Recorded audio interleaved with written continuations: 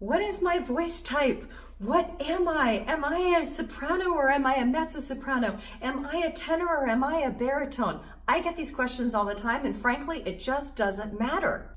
I've been an opera singer for 35 years and I've been a voice teacher for 30 years, and it may surprise you to learn that it just doesn't really matter what voice type you are. So how can I say that? Why do I say that? Let's get into it. There is a whole system in the opera world called the Fach system, F-A-C-H, Fach.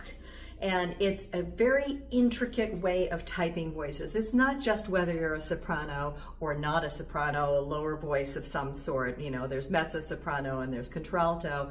It's not just a soprano. Let's take that section because it's very complicated and I'm one of them.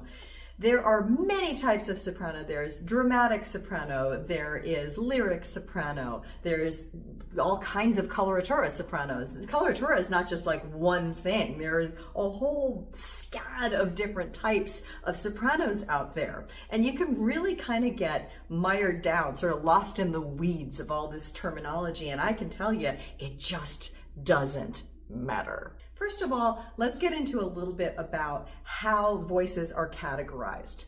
It's a combination of things. Some of it has to do with your range, but some of it has to do with something that we call tessitura. Now, I like to use this metaphor. Your range is like all the notes that you can comfortably sing, right? It's kind of every pitch that you can make. And we have sort of the performance public-facing range, and then we have like what we can warm up. And those are usually a little different. You usually get a few more notes that you can play around with at home, but you don't really want to show to anybody. But I like this metaphor that your range is your entire house.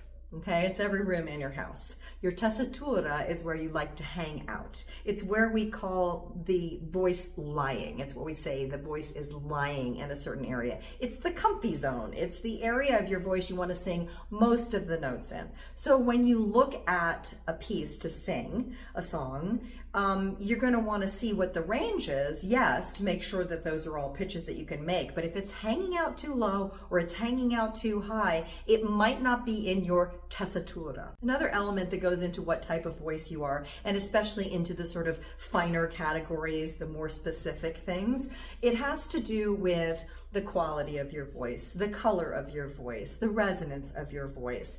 You know, whether it's kind of a thicker, huskier voice or a leaner, more elegant kind of a voice. This might indicate whether you're a dramatic voice type or a lyric voice type. And there are dramatic and lyric voice types throughout the range, not just in soprano. But I'd like to share with you my personal experience as an operatic soprano and being in this Fach system. And I would like to share with you an experience that was very strange and basically convinced me how useless all this stuff is. At a particular point in my career, I had a repertoire. I had roles that I sang, I had arias that I auditioned with, and with that exact same set of information, I had 3 different world-class people tell me I was different voice types. I had one person tell me, you are a dramatic coloratura. For sure, absolutely, definitely, you're a dramatic coloratura. I had another person, equally qualified, equally experienced, who said, no, you are a lyric coloratura. No doubt about it, you're absolutely a lyric coloratura. You are not a dramatic coloratura.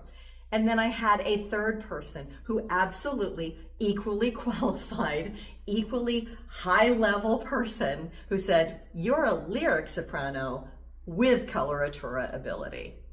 Now let me be clear. None of these people were quibbling with what repertoire I was singing. No one was saying, take this aria out of the mix or don't sing that role. They were all saying, yeah, you're singing exactly what you should be singing, but they all had a different name for it. It was at that point that I realized the whole thing was just kind of madness. The fact remains you need to sing what's comfortable for you. There were definitely roles that were like shoulds in my other repertoire that just were not comfortable for me. I just didn't want to sing Donna Anna, for instance. I was way more comfortable with Donna Elvira. I was perfectly comfortable singing the other roles that would be categorized with that, like Fiordiligi and Constanza. And those were all roles that I felt great singing, but for whatever reason, where Donna Anna would lie in this one particular aria made the whole role a little bit uncomfortable for me and somewhat inaccessible. So when I say your voice type doesn't matter, I mean, it sort of matters, but it also doesn't really. You need to sing where you're comfortable. The other thing that is always overlooked, especially with a beginner singer, is that your range will increase as you have more access to it. Your actual range doesn't increase, but your flexibility will increase. You will gain more notes on both ends of your voice as you get technical facility and reduce your tension around singing. That always happens.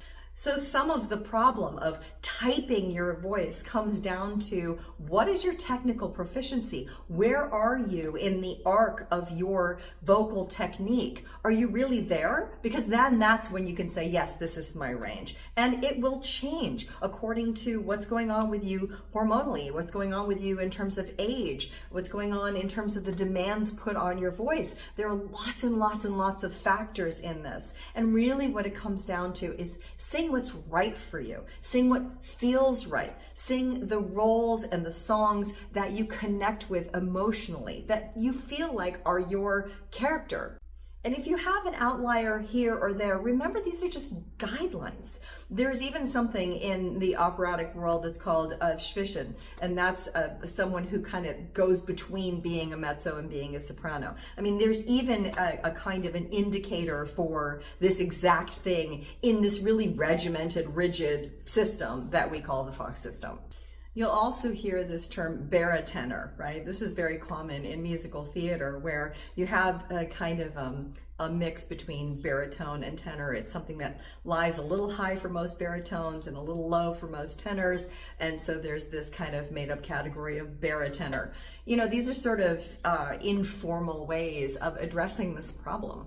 So the most important thing is that you get a good vocal technique and you get familiar and comfortable with your own voice, and then find the repertoire that really fits you in every possible way. And yeah, you need a good voice teacher to guide you through that process. You need someone who's going to work collaboratively with you and respect what you want to do with your voice, because it is your voice after all. If you're looking for someone to study with and you're interested in working with me, I'm currently offering free consultations where I give you a full evaluation of your voice and you get to see how I work. I'll tell you what my assessment is and how we would move forward. We can see if we're a fit. So go ahead and email me if you're interested in any of that. But the most important thing is that on your vocal journey that you stay true to yourself and trust your instincts and always sing what feels good to sing. And remember, that can change.